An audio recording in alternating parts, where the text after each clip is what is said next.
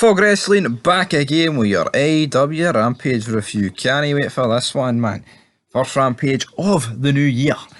We had SmackDown, which actually looked alright. I saw a few clips of Roman Reigns berating Sami Zayn. That review's already on the channel, if you're on Scotland 90 here. But in terms of Rampage, I've been dealt the shite hand, and I've been dealt the shite hand indeed. Because we were kicking off, right, with Jon Moxley and Daniel Bryan. And these two, are considered big stars. But they're two bums, right? They've put Moxley on every Rampage, which seems about for like the past year, in a ploy to get the ratings up. And he's done nothing. The best Rampage has ever done was having Punk debut on it, right? That's the highest rating it's ever going to do, and it's just and they made Punk feel fucking irrelevant after about a couple of weeks. It's insane what they did, but Moxley coming out during his entrance here, top flight batter him. We then have a pretty pish match. The kicks, it just looks so funny. Like the synchronized diving that weren't even hard hitting at all. If you want to see somebody do a suicide dive, you watch Chris Benoit. That guy put his body on the line, man. He flung himself out the ring, smashed head first off the announce table. Not these jobbers in top flight. This is beyond shit and boring. It's garbage, right? Moxley's wearing these tights as well that are just horrendous, god awful, man. Nothing good to say about these tights. It's like black. It's like something Matt Hardy would have wore back in like the fucking 2007. We wore like the black jeans that were quite thick, but it just says Mox at the bottom of them. Horrendous. Daniel Bryan still looking like a Blockbuster employee, but of course they were going to win. They were never going to lose this match to fucking these two jobbers, man. Top flight.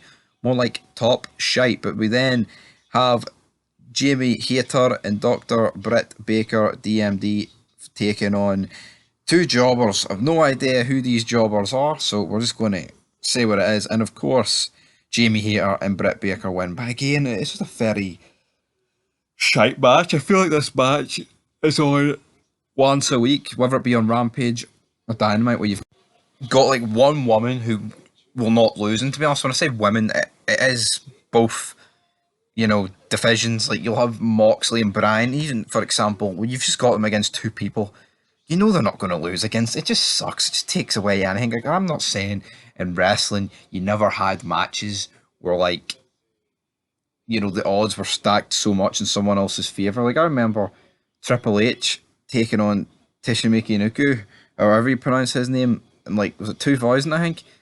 But he enlisted the help of the APA, and you actually were made you actually thought that this guy could win the belt. It was insane. It just shows you, if something's booked correctly, it can be done correctly. But with AEW, I don't hold your breath. Nothing's ever going to be booked correctly on this show. It absolutely sucks. And this is another thing. And I've seen something now that since 2021, the ratings have dropped 45%. I'm surprised it's not more than that. Or was that maybe that was the 18 to 49 demographic? But like, look at Punk. Did Punk not do like a 1.6? Or was it 1.4? 1.5? Some in that region. And now Rampage, I believe, is down at like 500,000. In fact, that's inexcusable, man. It's so bad. But it was almost destined to happen. You kick off the show with fucking Punk returning to wrestling for the first time in like 8 years, 7 years, and it's met with this shite. It was never going to be good for them. If we're going to be honest, like really, definitely not. We did then get a backstage promo with Tay Mello and the other person in the Jericho Appreciation Society, and again, like, why is Jericho? Like, I don't mind Jericho in commentary, but we'll say it again. The star power is on the commentary desk. It's a joke. Next up with a match, Preston fans taking on Sonico. Like, what is this?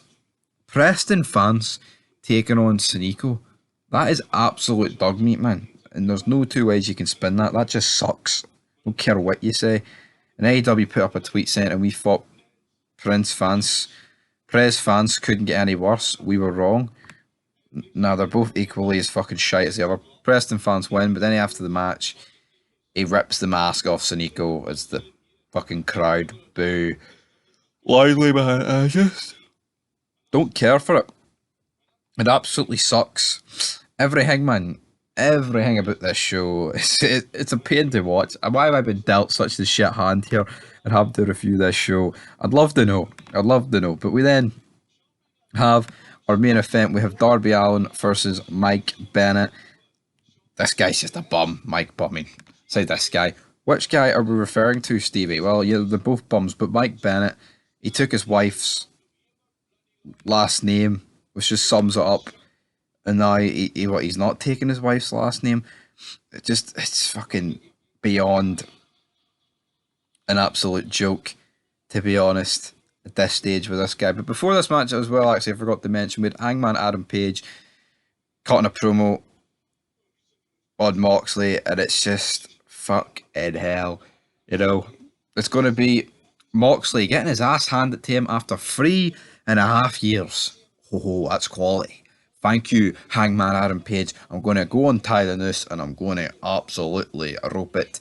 And also, the House of Black did shoot a message for Eddie Kingston, but it was in a dark room. Would you believe it or not? Who cares though? But Mike Bennett is taking on the big man, Darby Allin, and this match just sucked. You kind of believe that Mike Bennett's going to win. Well, they're attempting to get you to believe it, but I mean, Darby Allin just won all the belts against Samoa Joe, and of course he wins. He hits the coffin drop that just looks absolutely shite. The match, the wrestling, so fake, so phony, two bums, two jobbers. Need I say any more? Yeah, we're doing Battle of the Belts 5 here on TNT, but I don't give a fuck about that, the Battle of the Belts. Don't know what happened on it, don't care about it. We actually had the Acclaimed versus Jeff Jarrett and Jay Lethal on that show, Battle for the Belts. Why is that not on this show? Don't understand. But still, TNT champion is Darby Allin. I'm going to give this show a 0. It fucking sucked. It is the biggest waste of time of your life. The only saving grace about it, and we've said it before, is the fact it's only an hour. You know, if this was, imagine Dynamite was 3 hours and this was 2 hours, you'd honestly be sitting there wanting to rope it like you would. There is no two ways about it. But that is it, guys, for Fog Wrestling here on your Aew Rampage review. Make sure you check out all the other stuff on the channel, like that time when yesterday made a vid talking about Vince McMahon winning the championship back in '99. Much more enjoyable times rather than, remember that jobber Darby Allin who's wasted the final years of Sting's career fucking breathing down his neck?